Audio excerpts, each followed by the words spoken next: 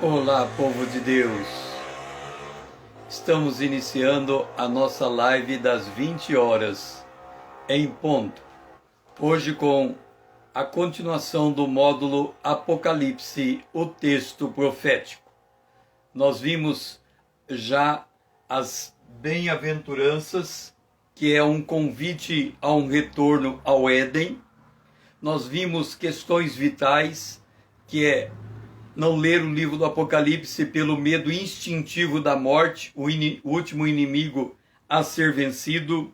Uma referência também que todo ser humano, desde Cristo até os dias de hoje, estão na mesma proporção de tempo da volta de Jesus, porque a medida da volta de Jesus não são os anos que se passaram, mas o tempo de existência de cada ser humano na Terra, porque Deus é o Deus de geração em geração, Deus não tem neto, então a contagem de tempo, ela, vamos dizer assim, recomeça a cada geração e termina ao fim daquela geração. E também abordamos a respeito da forma como abordamos o texto profético. Antes falamos sobre a questão do eunuco, como aprenderei se não há alguém que me ensine.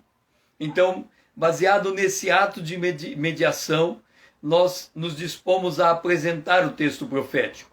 E nós encontramos então as diferentes formas de abordar o texto profético. No módulo anterior, nós falamos dos textos distintos, como você tem no túmulo do cemitério. Você vai lá e encontra a data de nascimento do indivíduo, a data da morte do indivíduo, e você presume entre um evento e o outro um espaço temporal aonde veio acontecer a existência da vida daquele que ali foi enterrado. Nós temos também os eventos simultâneos. É quando você é contado a mesma história, passada no mesmo tempo, na mesma hora, mas por diferentes perspectivas. Os evangelhos sinóticos, nós podemos dizer assim, é o mesmo período da história contado sob óticas diferentes.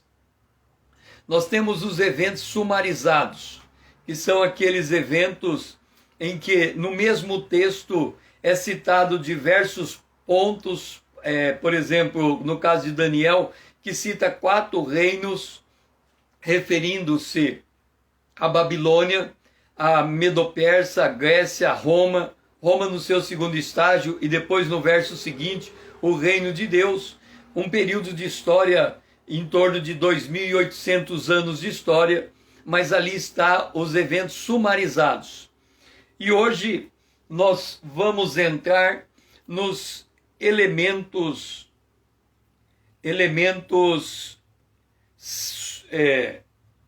deixe-me ver, colocar aqui, nós temos os elementos sumarizados e vamos entrar nos elementos alongados.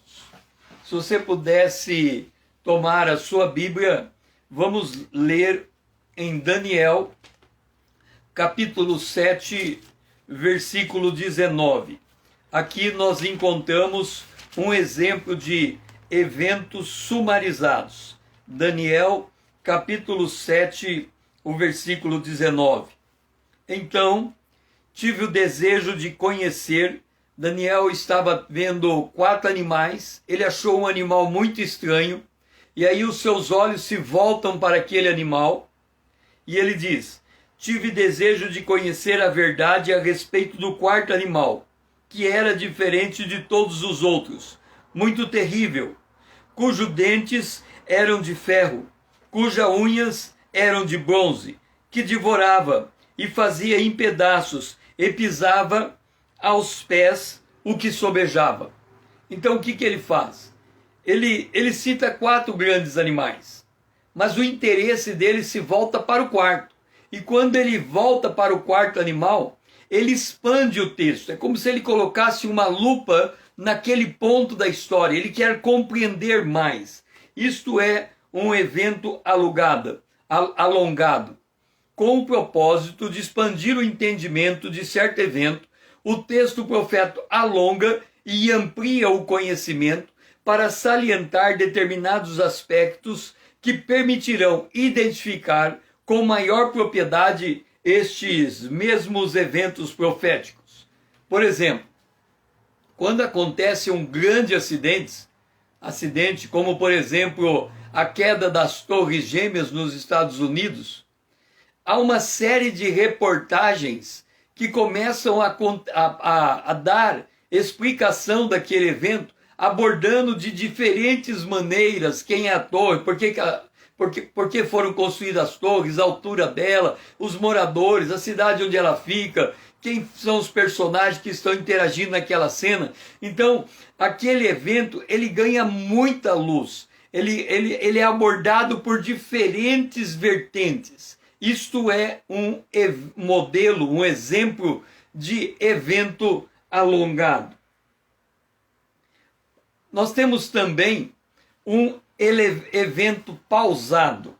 Um exemplo de evento pausado, você pode abrir em Apocalipse, no capítulo 7, no versículo 13, e nós encontramos este elemento pausado do texto.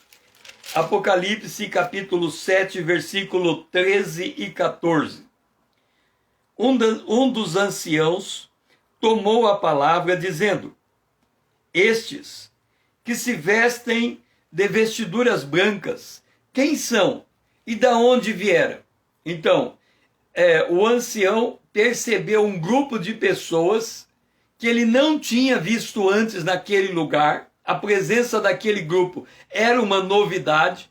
Então ele pergunta: quem são esse grupo específico? E aí ele recebe a resposta do próprio apóstolo João, que, participando da cena, ele já tinha entendido quem era aquele grupo. E ele responde: meu Senhor, tu o sabes. Ele então me disse, quer dizer, ele responde perguntando, né? Tu sabes. Eu não preciso dizer, você está sabendo do fato. Então o próprio ancião vai explicar. Então ele me disse: são esses os que vêm da grande tribulação, lavam as suas vestiduras, lavaram suas vestiduras e as alvejaram no sangue do Cordeiro. Então, você tem uma cena, alguém que pertence àquela cena, aí você interrompe tudo para conhecer aquele elemento que lhe é estranho. E você pergunta: quem é esse grupo que está aqui parado? Por que eles estão aqui? Aí o ancião faz a pergunta, João se volta para aquele grupo. Eu não sei se ele sabia ou não sabia, porque ele fica meio constrangido. Ele fala então para o ancião: tu sabes. E aí o ancião explica: esse grupo veio da grande tribulação, fazendo uma referência no Apocalipse 7, do Apocalipse 6, os santos debaixo do altar, que vão morrendo durante a grande tribulação. Um evento alongado, muitas vezes é preciso de mais evidência para entender certos contextos proféticos. Para dar esse tipo de clareza em determinadas condições, é necessário fazer uma pausa na sequência do evento para descrever um dado acontecimento ou explicar a presença de certos personagens ali.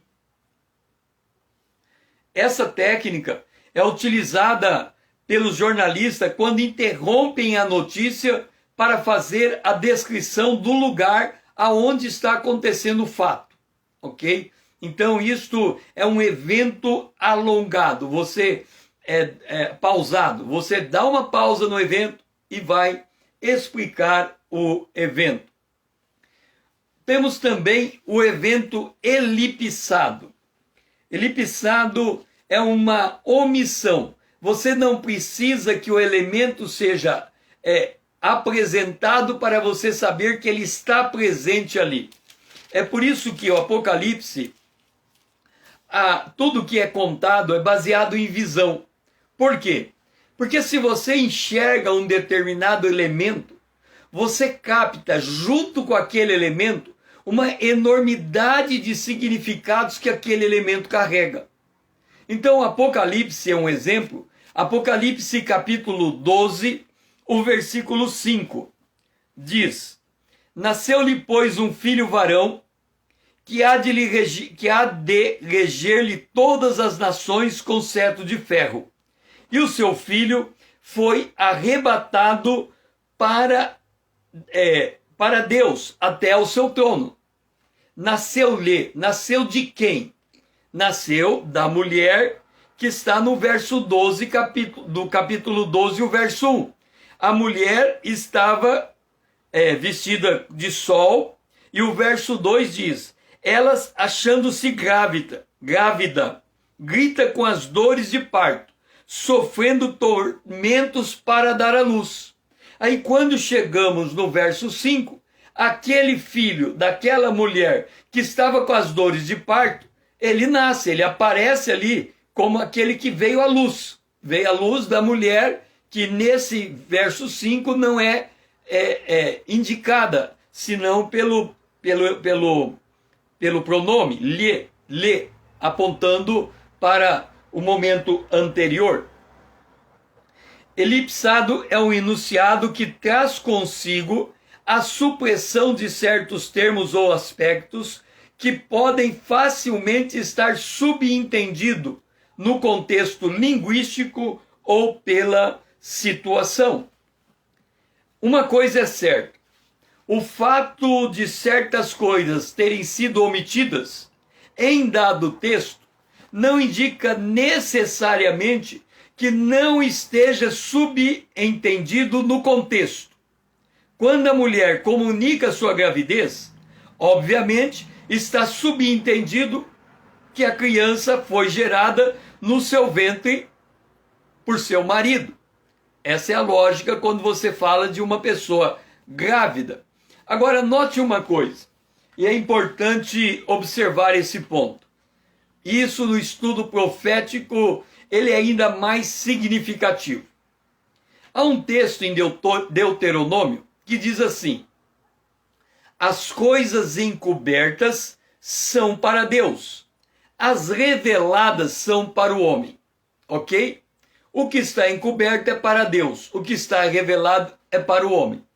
É muito comum um indivíduo estudar a Bíblia, ler um texto, não entender o texto e chegar à conclusão que aquilo que ele não conseguiu entender está encoberto porque somente Deus sabe do entendimento. Então ele usa Deuteronômio para dizer: a coisa encoberta é de Deus, o que é revelado é para nós. Como eu estou lendo e não estou entendendo, isso aqui está encoberto, ninguém pode entender.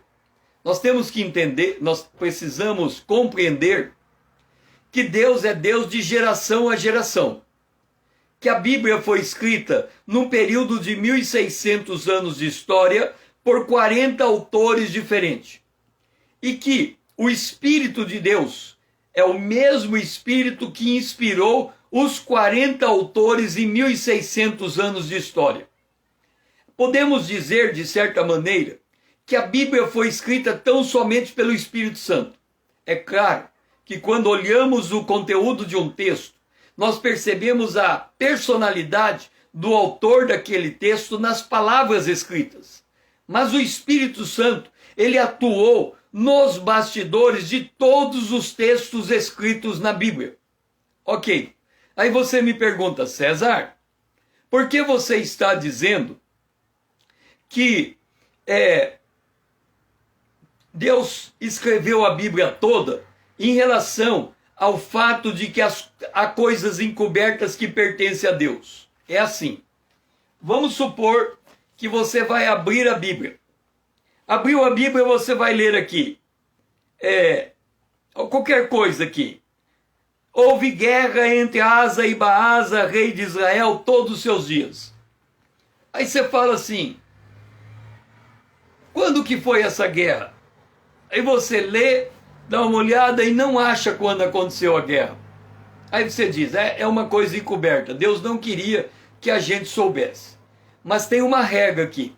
Regra: eu só posso dizer que um texto está encoberto, que ninguém sabe que a revelação daquele texto, se eu conseguir ler tudo que todos os homens de Deus escreveram em todas as épocas. Porque eu posso não entender, mas há 1000 anos atrás teve um homem que estudou a Bíblia com diligência e entendeu o que eu não entendo. Então nós não podemos ir saindo dizendo que tem texto que a gente não entende. A prudência é esta. Se eu não entendo um texto, eu digo, Senhor, traga alguém que me dê luz. E pode acontecer de Deus encaminhar um livro na tua mão e você ler um parágrafo e aquele parágrafo lançar luz daquilo que antes você não entendia. Então nós não podemos individualmente ler a Bíblia e decretar que um texto não é de revelação para o homem, mas está encoberto. Ok? Então é muito importante isso. Porque quando a gente estuda texto profético, nós vamos falar coisas que você vai dizer, não, isso não está escrito, não é assim, ninguém pode saber, isso é controverso e assim vai. Por quê? Porque como a pessoa, ela interpreta por sua particular maneira de ver, e ela não leva em conta os autores ao longo dos séculos, então ela está limitada e passa a ter que dizer que ninguém entende aquilo que está escrito. Evento antecipado. Vamos abrir em Apocalipse, capítulo 14, o versículo 8. Aqui temos um evento antecipado. 14, 8. Seguiu-se outro anjo, o segundo, dizendo: Caiu a grande Babilônia, que tem dado a beber a todas as nações do vinho da fúria da sua prostituição. Este anjo, ele está comunicando a queda da Babilônia. Acontece que no ato em que ele faz o comunicado, a Babilônia ainda não caiu.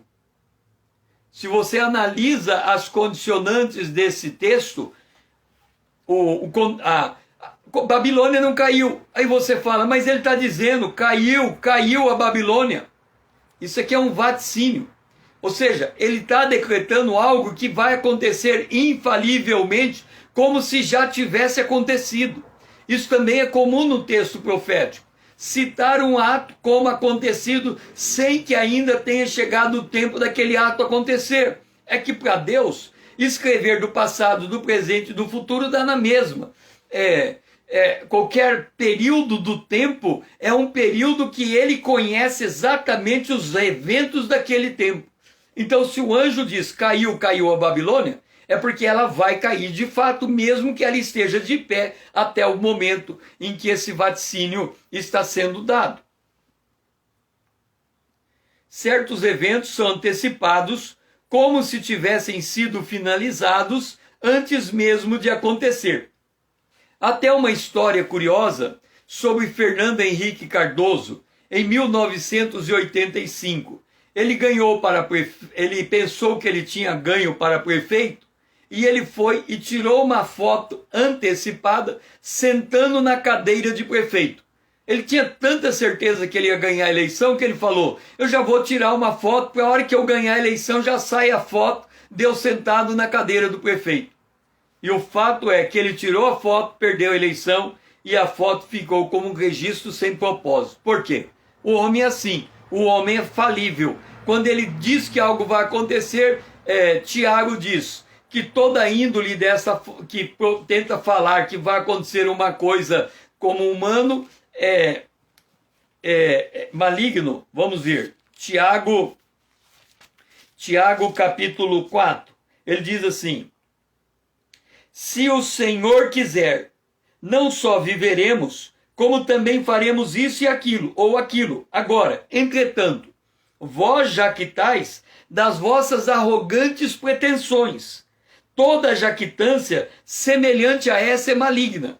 Quer dizer, um homem, por ele próprio, predizer o futuro e dizer vai ser desse jeito, é maligno a sua jactância. Agora, Deus diz e acontece do jeito que Deus falou, porque aí é Deus dizendo e não o homem. Por isso que a profecia não é de particular interpretação, porque ela foi entregue pelo Espírito de Deus ao homem.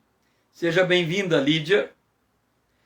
Evento retrospectivo.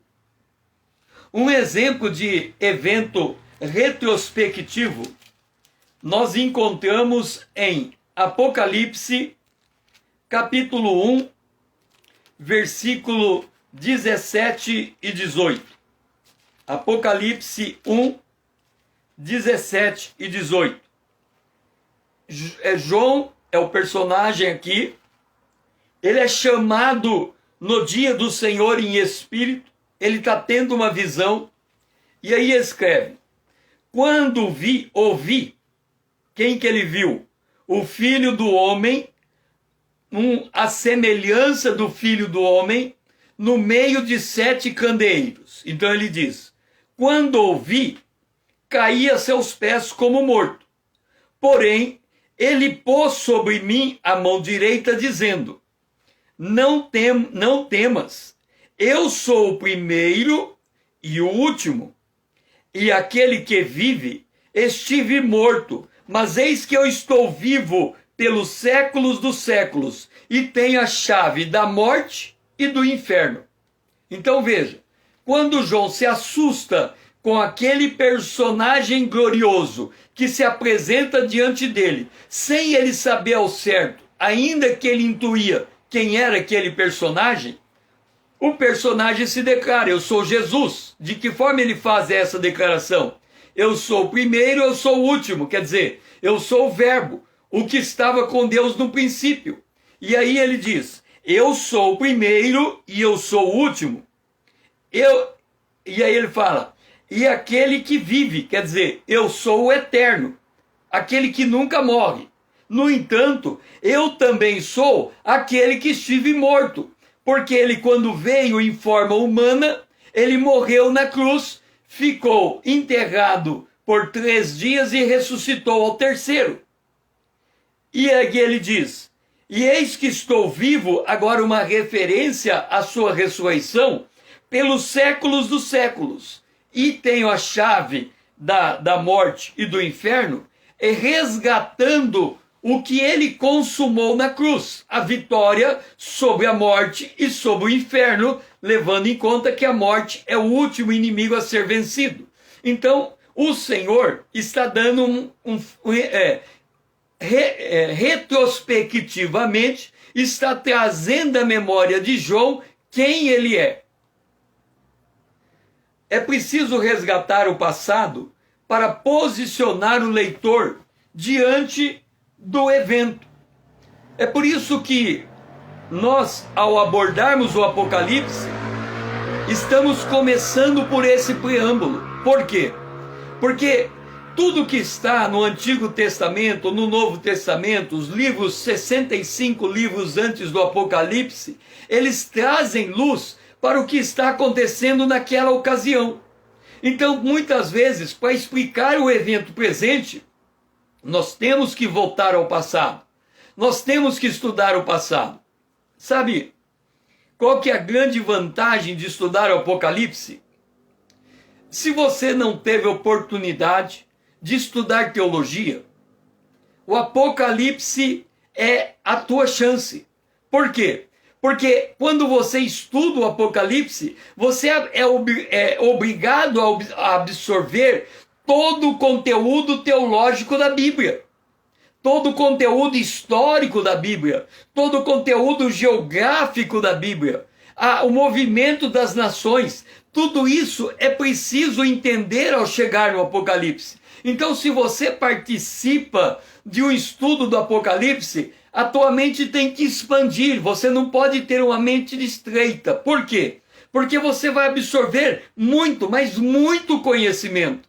Você vai enxergar coisas que você nunca imaginou que estava na Bíblia. Por causa disso, para entender o presente é preciso resgatar o passado.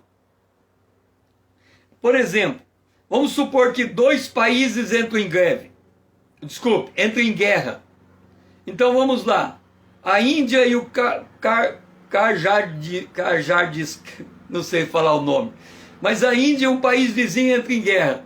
O que o repórter faz? Ele tem que contar a história da Índia, a história do país vizinho, para que a pessoa possa compreender quem são os personagens que estão entrando em batalha naquele lugar. Senão a pessoa fica batido na história. Por isso nós precisamos de eventos retrospectivos. Também nós temos os eventos completivos. Apocalipse capítulo 6 e Apocalipse capítulo 13 é um exemplo de evento completivo. O evento que vai completar um outro evento, que vai completar o primeiro, para nós termos entendimento do quadro completo. Um evento chamando luz para outro evento. Abra sua Bíblia em Apocalipse capítulo 6, o versículo 2. Olha o que está escrito. Vi então, e eis um cavalo branco, e o seu cavaleiro com um arco, e foi-lhe dado uma coroa, e ele saiu vencendo e para vencer. Aí vem a pergunta: quem é esse cavaleiro montado no cavalo branco? Se a gente fosse para Apocalipse capítulo 19,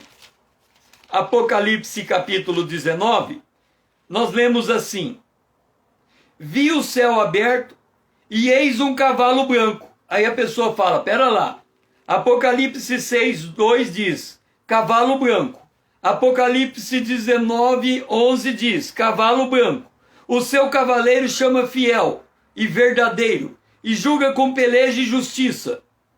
E aí ele fala aqui que ele é o Senhor Todo-Poderoso, o Filho de Deus, Jesus Cristo, voltando. Mas aí vem a pergunta, mas então será que o cavalo branco e o seu cavaleiro é o mesmo cavalo branco e o cavaleiro de Apocalipse capítulo 19? Vamos para Apocalipse capítulo 13, versículo 4.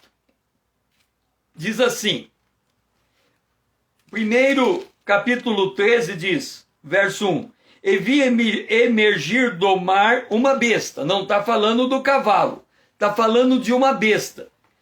No verso 4 diz assim, e adoraram o dragão, porque o dragão deu a sua autoridade à besta. Também adoraram a besta, dizendo, quem é semelhante à besta?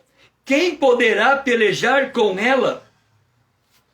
E aí, no verso 7 diz assim, e foi-lhe dado também que pelejasse contra os santos e os vencesse.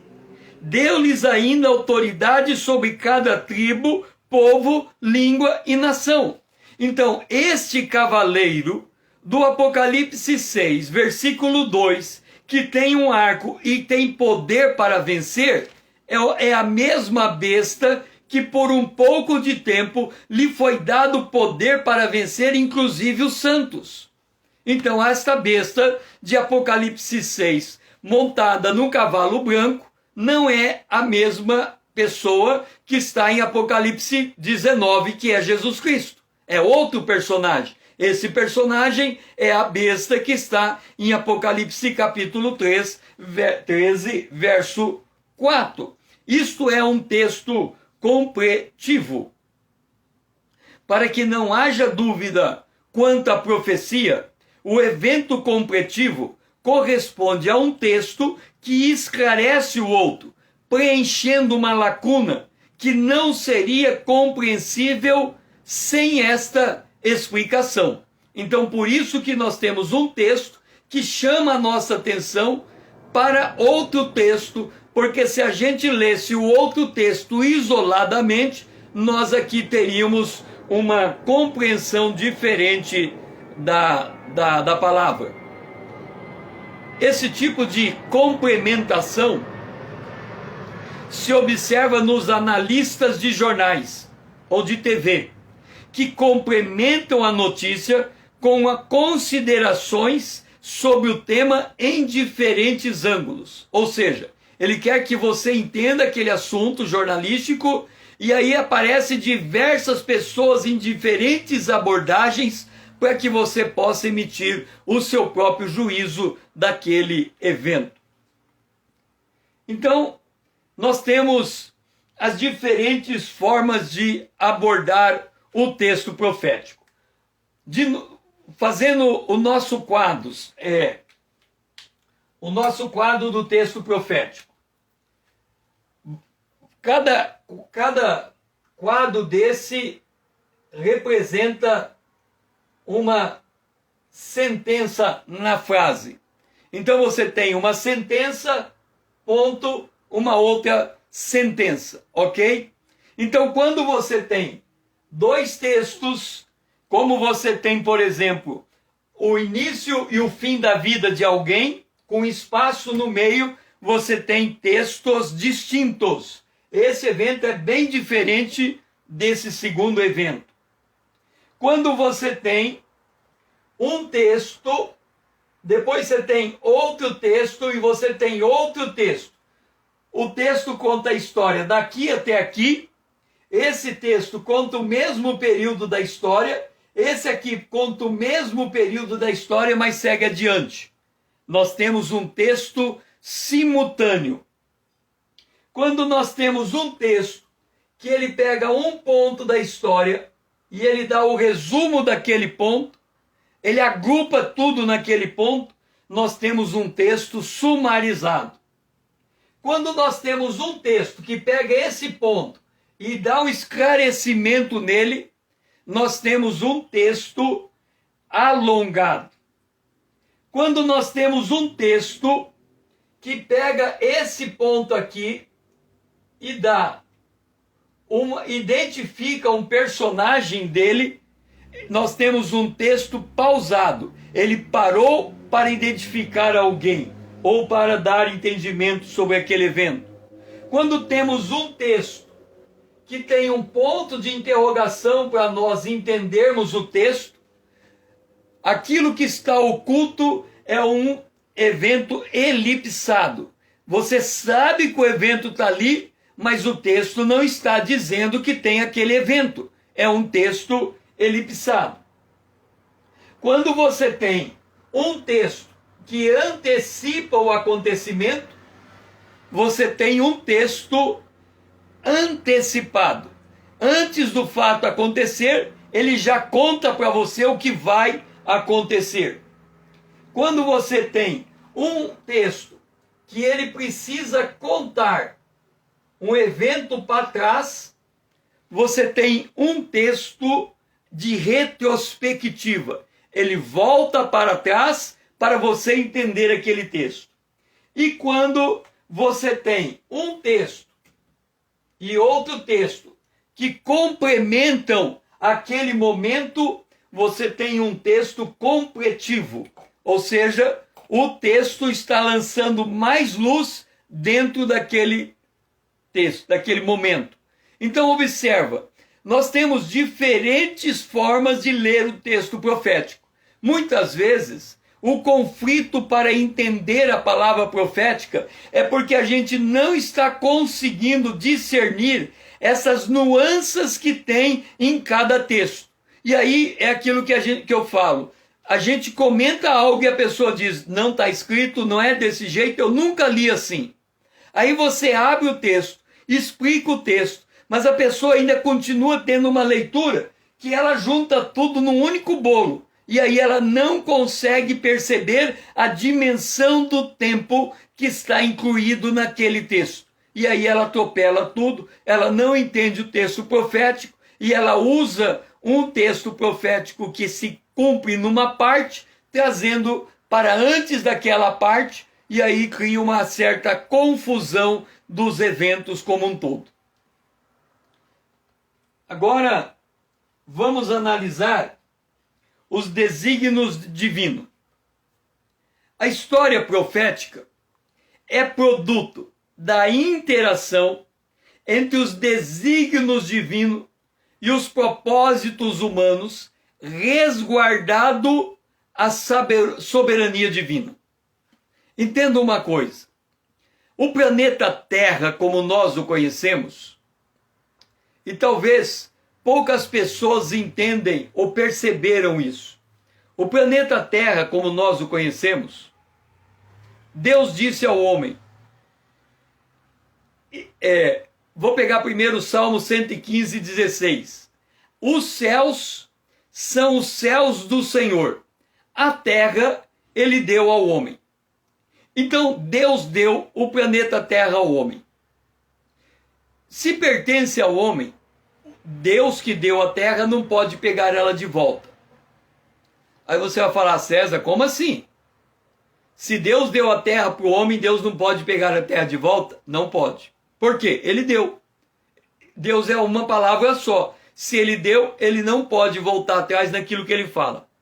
E ele deu ao homem. E o homem primeiro, representante, foi Adão. O que Adão fez? Adão caiu. Quando ele caiu, o que ele fez além de ter caído? Ele transferiu o domínio de propriedade para Satanás, porque ele foi enganado. A partir daquele momento da queda de Adão, o planeta Terra, o mundo, passou a ser jaz do maligno. Ou seja, não a Terra em si, mas o sistema construído na Terra passou a ser um sistema maligno, um sistema construído para tirar Deus da Terra. Ok, como é que Deus agora vai resgatar o planeta Terra, se ele deu a Terra para o homem? Em tese ele não pode fazer, porque ele ficou de mão amarrada. Já que ele entregou o planeta para o homem, só o homem pode tomar o planeta de volta. Aí o Filho de Deus toma a decisão de não ser como não ser igual a Deus. Ele esvazia da sua divindade, ele assume a forma humana com todos os riscos aí envolvidos e ele passa a ser o segundo representante legal da humanidade. O primeiro falhou, o segundo não falhou. E porque ele não falhou, quando ele ressuscitou, ele disse: toda autoridade me é dada nos céus e na terra. Então ele passou a não só ter autoridade na terra, como ele passou a também ter autoridade sobre todo o universo. Aí você diz, César, se a terra Deus tinha dado ao homem, ok? Ok. E Jesus recebe autoridade na terra, por que ele disse, eu tenho autoridade na terra e no céu? Toda autoridade nos céus e na terra me foi dado. Acontece que antes de Jesus se fazer carne, ele era o verbo, ele era espírito. E o planeta e o universo, ele é formado por elementos físicos e elementos espirituais. Jesus era espírito, e vamos dizer assim, ele tinha o pleno domínio do mundo espiritual. Mas ele não podia assumir o mundo material, de certa forma, porque ele não tinha a formação material para receber esse mundo. O que ele faz? O verbo se faz carne. Ele assume uma carne humana. Ele assume a forma humana. Quando ele assume a forma humana, ele passa a ser a conexão entre o mundo espiritual e o mundo natural. É por isso que em Jesus Cristo tudo se converte.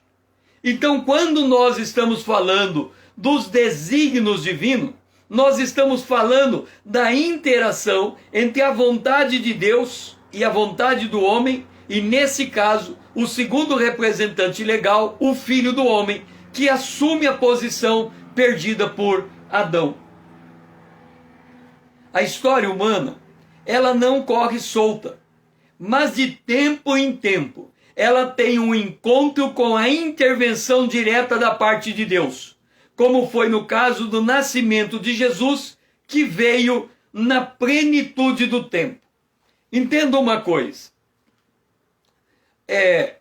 por que eu estou dizendo que a história não corre solta, mas de tempo em tempo Deus interfere? Está acontecendo a história de Sodoma e Gomorra. E Deus, vamos assim dizer, ele está de braço cruzado, de vez em quando chega relatório para ele da cidade. E os relatórios são conflituosos.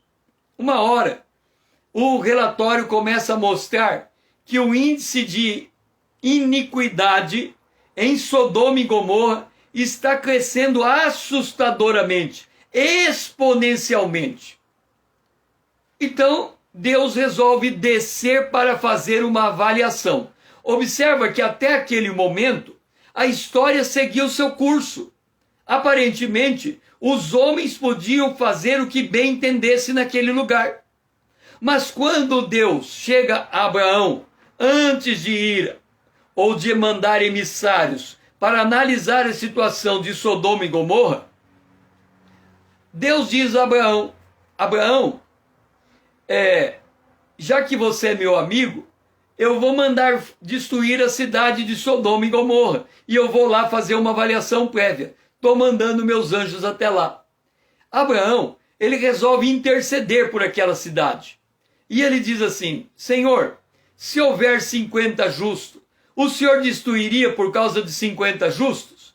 Deus diz não. 40, não. 30, não. 20, não. 10, não. Abraão parou com 10.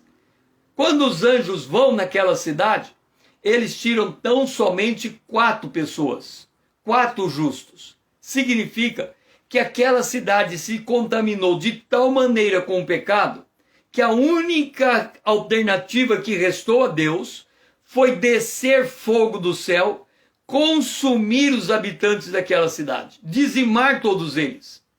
Com isso, é como extirpar o câncer. Ele não permitiu que a partir daquele lugar o mal tomasse conta da terra e ele tivesse de chegar de novo na condição do dilúvio, que ele foi obrigado a destruir a humanidade inteira.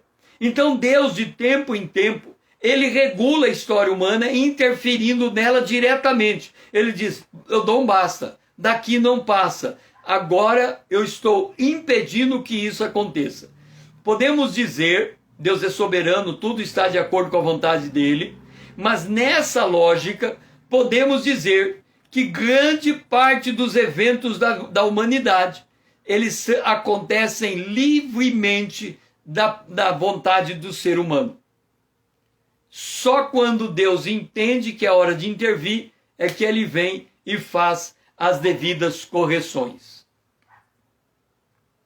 O nascimento de Jesus Cristo e de Judas poderiam, em tese, ter acontecido antes ou depois do momento em que realmente se deu.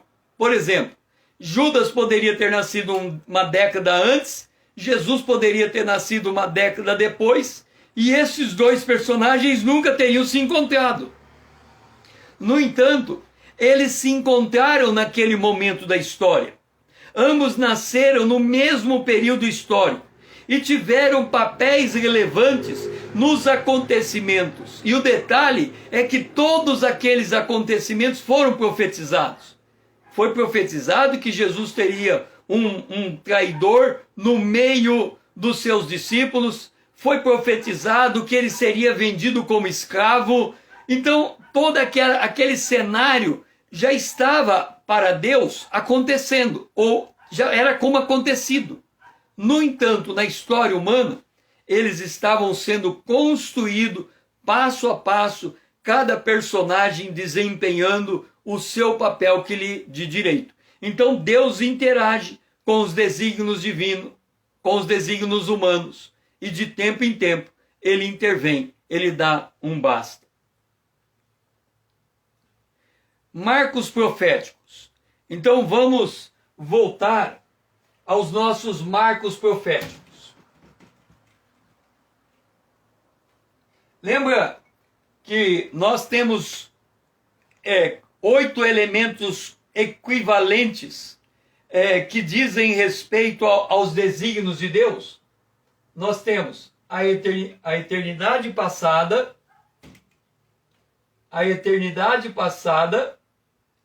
o tempo cronos, como nós conhecemos, e a eternidade futura.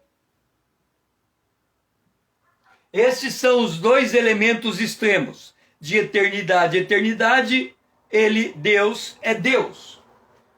No início, Deus, ele criou os céus e a terra, no princípio. E no final, ele vai criar novos céus e nova terra. Aqui já temos uma coisa importante. O poder criativo de Deus não termina. Ele criou novos céus e nova terra, ele vai criar de novo novos céus e nova terra, e se ele quiser, daqui 10 bilhões de anos, ele pode criar de novo novos céus e nova terra. Ele é Deus, ele é o Criador. Depois nós temos a crucificação de Jesus. E nós temos o retorno de Jesus Cristo. A crucificação de Jesus e o retorno de Jesus Cristo. Por fim, nós temos o Pentecoste. Sobre Jesus, o Espírito Santo desceu em forma de pomba. E nós temos o arrebatamento da igreja. Elementos equidistantes no tempo. Agora, vamos agora, olhando para este quadro, completar outros elementos do quadro que nós não tínhamos falado antes.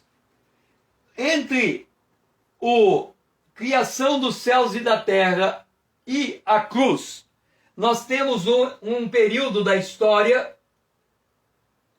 Esse período da história nós chamamos de linhagem.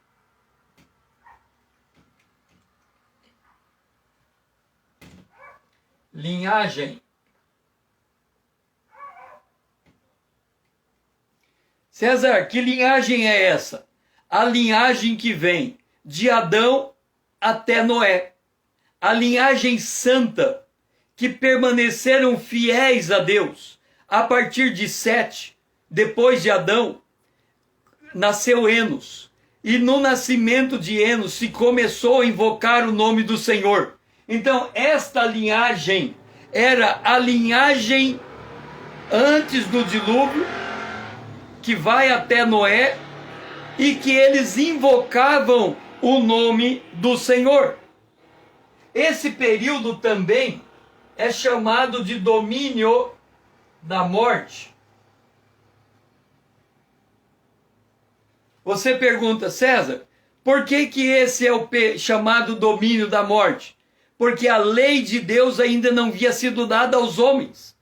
Então, o pecado passa a existir quando a lei existe. Quando o pecado, a lei ainda não estava decretada, a morte reinava desse período. Era o domínio da morte. Depois, nós tivemos aqui um evento, uma intervenção de Deus. Essa intervenção de Deus foi o dilúvio.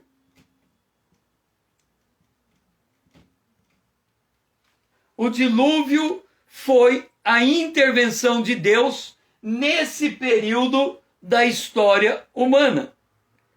A partir dali, nós temos a história de Israel.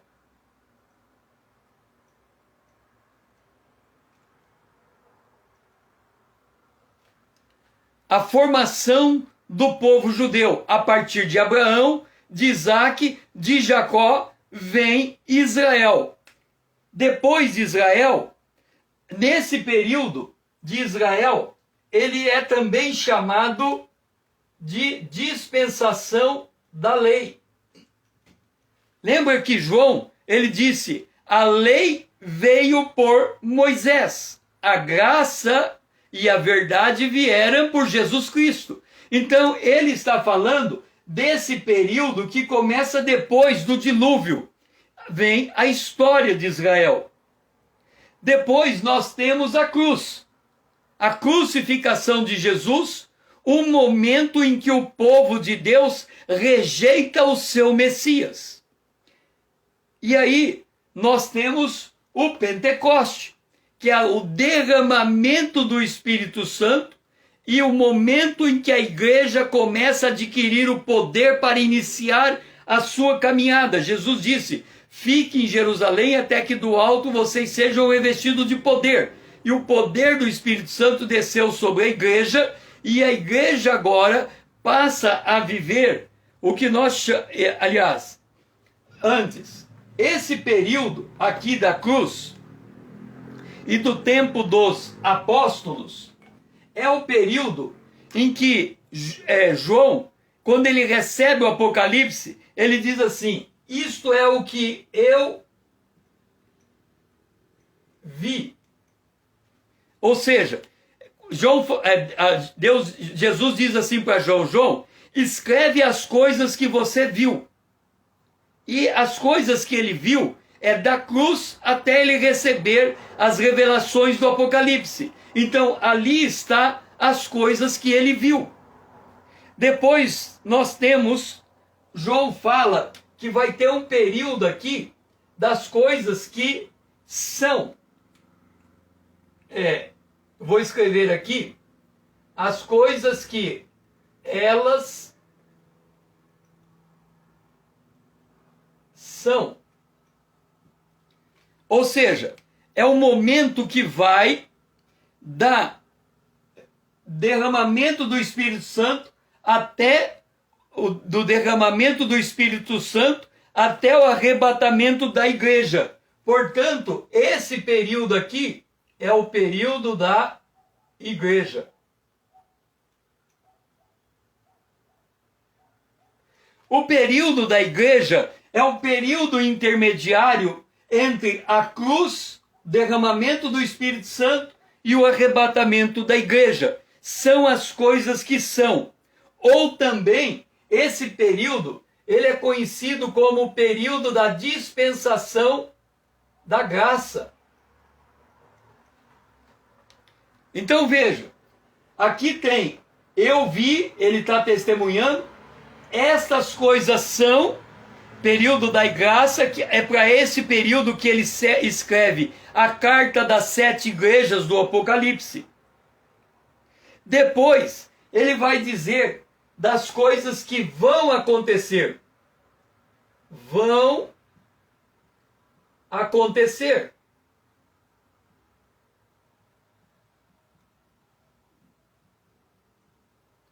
Ele está falando de coisas para depois do arrebatamento. As coisas que vão acontecer no futuro. E quais são estas coisas? A primeira, o arrebatamento da igreja. A segunda, ele vai falar que depois do arrebatamento tem um período aqui que é o período de juízo. Tem um período de juízos. E aí, nesse período de juízos, ele vai dizer que tem 7 selos. Depois ele vai dizer que tem 7 trombetas. Depois ele vai dizer que tem uma sequência de 7 taças.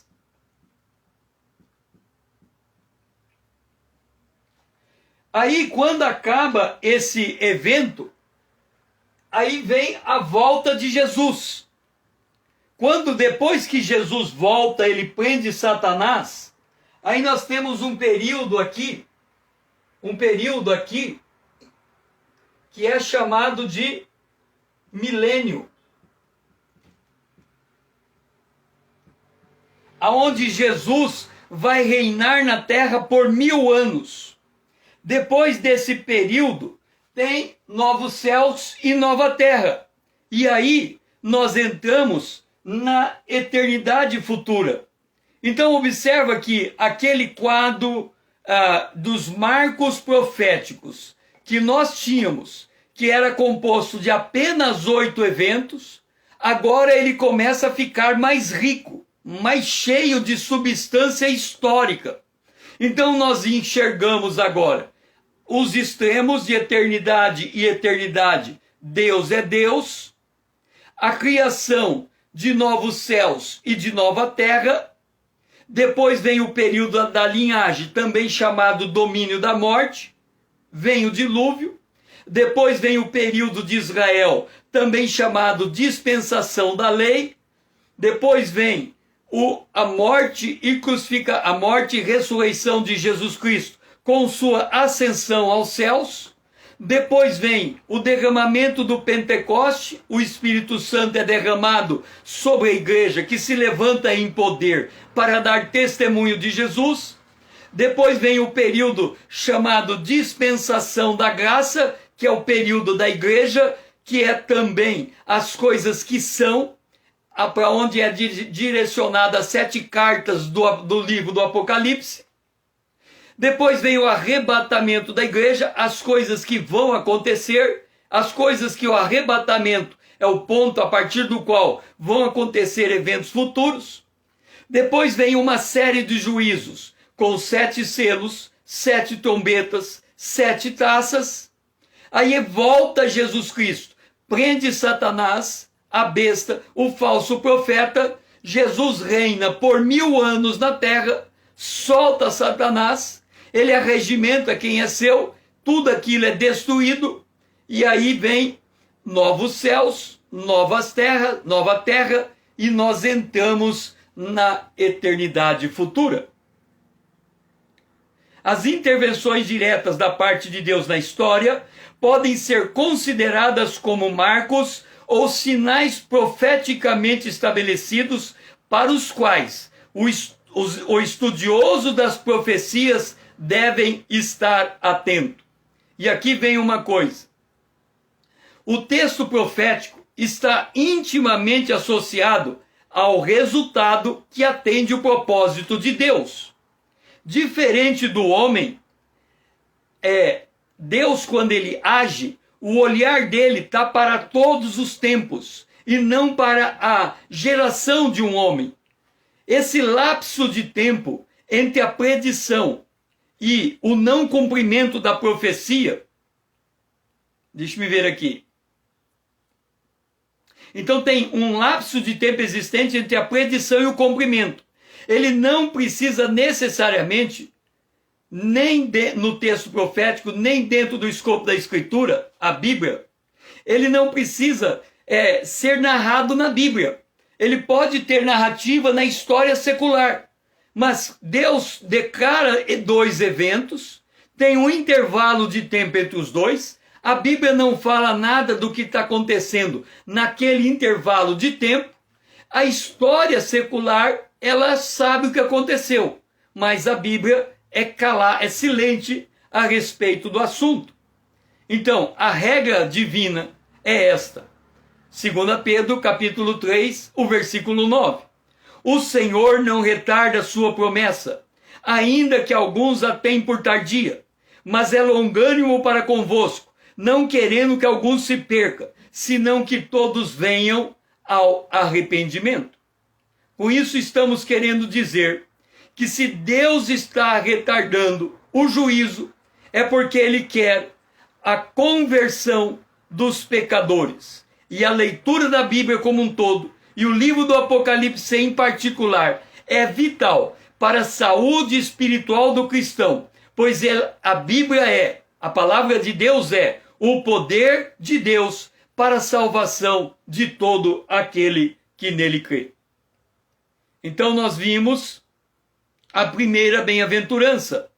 Quem lê e ouve e guarda as palavras que estão escritas nessa profecia, ele é bem-aventurado. Guardar as palavras da profecia com entendimento permite ao cristão saber o que é glorioso diante do que está aproximando rapidamente. É preciso ressaltar a importância do conhecimento das profecias e da vinda do Senhor, porque há uma tendência para a indolência espiritual entre os cristãos. Contudo, os que têm sido despertados pela palavra profética recebem a posse da promessa de Deus. Então nós vimos nesse bloco os diferentes conflitos com a leitura baseada no discipulado, as bem-aventuranças e o convite ao retorno do Éden, a questão vital, por que a pessoa tem medo de ler o Apocalipse, por medo instintivo da morte, Por que é importante sabermos da volta de Jesus? Porque todos os homens têm o mesmo tempo de vida em relação à volta de Jesus, porque quando ele morre o tempo para de contar. E assim nós estamos encerrando este módulo. Eu faço aqui as orações de Paulo, registrada em Romanos, capítulo 15, verso 30 a 33.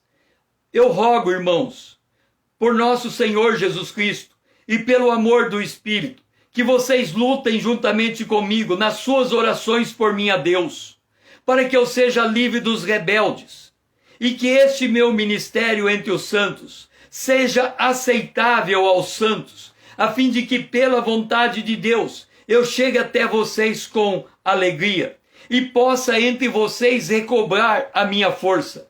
E o Deus de paz seja com todos vocês. Amém. E assim, estamos encerrando esse módulo, o texto profético. Nós só vamos voltar na segunda-feira com os módulos.